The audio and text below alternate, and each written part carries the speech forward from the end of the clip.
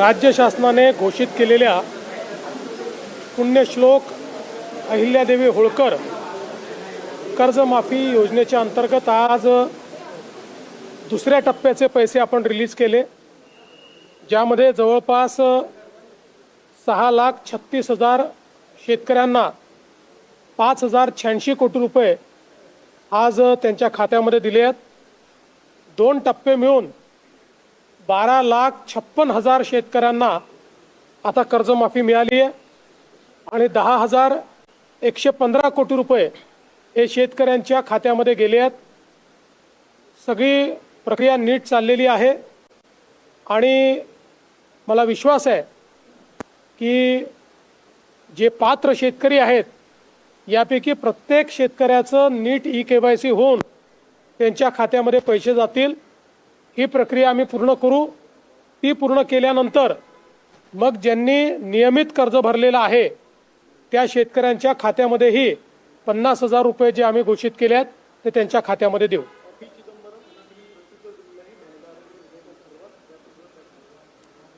असं आहे की काँग्रेस आणि महाविकास आघाडी याचे जे नेते आहेत हे सातत्याने बुद्धिभेद करण्याचा प्रयत्न करतायत की 2023 सालीच महिला आरक्षण विधेयक मंजूर झाल्यामुळे आता पुन्हा विधेयकाची गरज नाही आणि म्हणून मी त्यांना लक्षात आणून दिलं 2023 साली चिदंबरम यांच्यासहित सर्वांनी ज्या विधेयकाला मतदान केलं होतं त्या विधेयकामध्ये 2 गोष्टी म्हटल्या होत्या।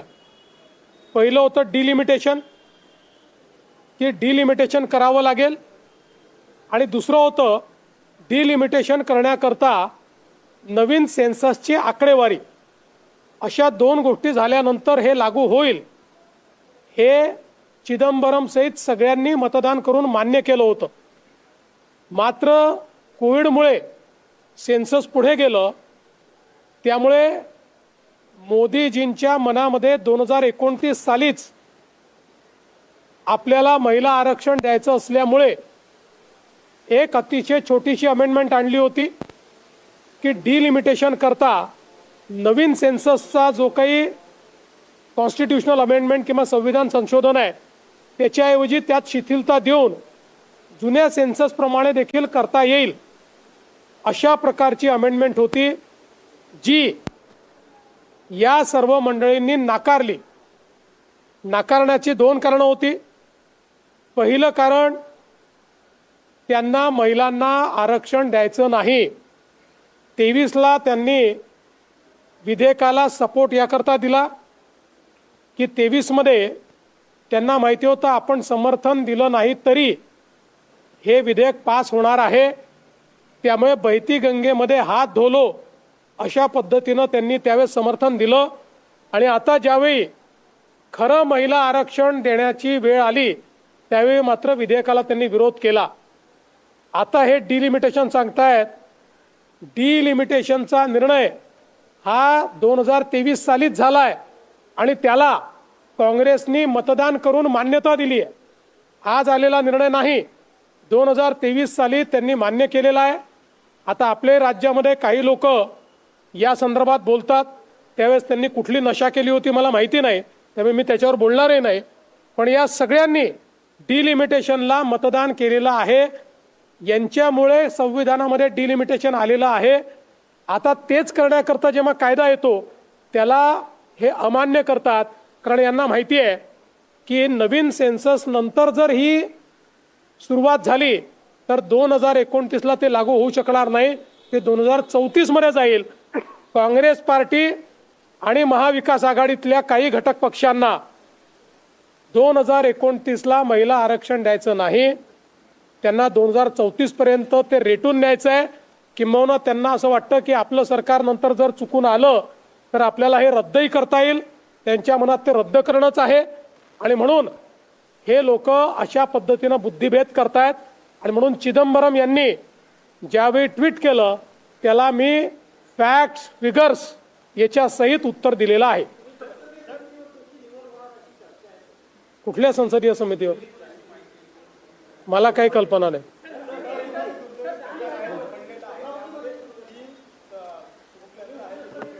अतिशय दुर्दैवी प्रकार आहे.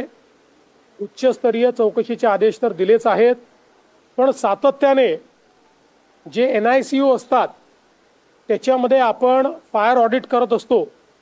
फायर ऑडिट केल्यानंतरही तिथे अशा पद्धतीनं आग का लागली, फायर ऑडिट केलं होतं की नव्हतं केलं, की कागदावर दाखवलं होतं की चुकीचं केलं होतं, या सगळ्या गोष्टीची चौकशी आता केली जाईल.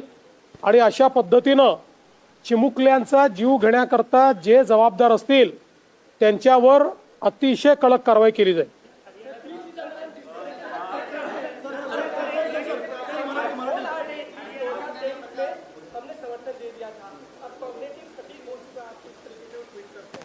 देखिए, ये जो चिदम्बरम साहब की सिलेक्टिव मेमोरी है, इसका डिली थी, इसलिए डिलिमिटेशन कोई नया नहीं है, उसको उन्होंने मान्यता दी है. अभी जब ये ध्यान में आया कि कोविड के कारण सेंसस को समय लगेगा और सेंसस के लिए रुके तो 2029 में महिलाओं को आरक्षण नहीं मिल सकता, इसलिए बहुत छोटी सी बात उसमें मार्ग निकालने के लिए मोदी जी की सरकार ने लाई थी कि सेंसस के लिए पुराने सेंसस को भी मान्यता दी जाए, तो हम 2029 में उसको लागू कर सकते हैं. लेकिन इनके मन में महिलाओं को आरक्षण देना नहीं है, इसलिए इन्होंने उसके खिलाफ वोट किया और उसको पराजित किया.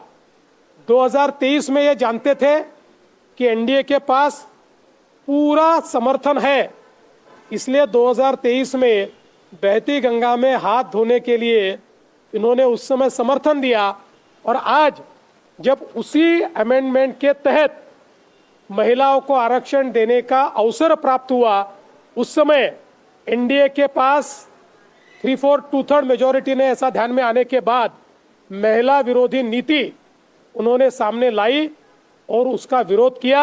इसलिए चिदम्बरम जी, आपके नेता पुणे में आकर कुछ भी कहे, आप सभी महिला आरक्षण विरोधी है. आप 2029 में महिलाओं को आरक्षण नहीं देना चाहते, लेकिन मुझे विश्वास है मेरे नेता नरेंद्र मोदी जी चाहे कुछ भी हो जाए 2029 में महिलाओं को आरक्षण देकर रहेंगे. रिक्षा चालकांना मराठी सक्तीवरून कुठेतरी यूपी मध्ये देखील राजकारण यावरनं रंगताना दिसत आहे. एकूणच यूपीच्या रिक्षा चालकांना भाजप सरकार हे त्रास देत आहे असा आरोप हा अखिलेश यादव करताना दिसतात. बघा, कोणालाही त्रास देण्याचं कारणच नाही आहे. या ठिकाणी त्यांना काही मराठीचं एक्सपर्ट बनण्याकरता कोणी सांगितलेलं नाही. बोलचालापुरतं मराठी शिकवण्याकरता त्यांना सांगितलेलं आहे.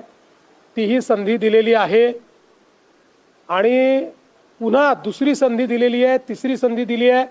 आताही कोणाचाही लायसन्स रद्द केलेला नाही, संधीच दिलेली आहे. मला असं वाटतं की अपेक्षा ठेवणं की बाबा महाराष्ट्रामध्ये तुम्ही मराठी शिका हे गैर नाही, पण एवढं मात्र सांगतो, आमचं सरकार कोणावर अन्याय होऊ देणार नाही. आणि जर त्यांना असं वाटत असेल की आम्हाला अजून संधी पाहिजे, आम्हाला अजून वेळ पाहिजे, तर त्यांना वेळही वाढवून द्यायला सरकार तयार आहे. सरकारचा कुठलाही त्याच्यामध्ये असा विषय नाही की कोणावर अन्याय करायचा आहे. जुजबी बोलता आलं पाहिजे एवढाच आग्रह या ठिकाणी केला.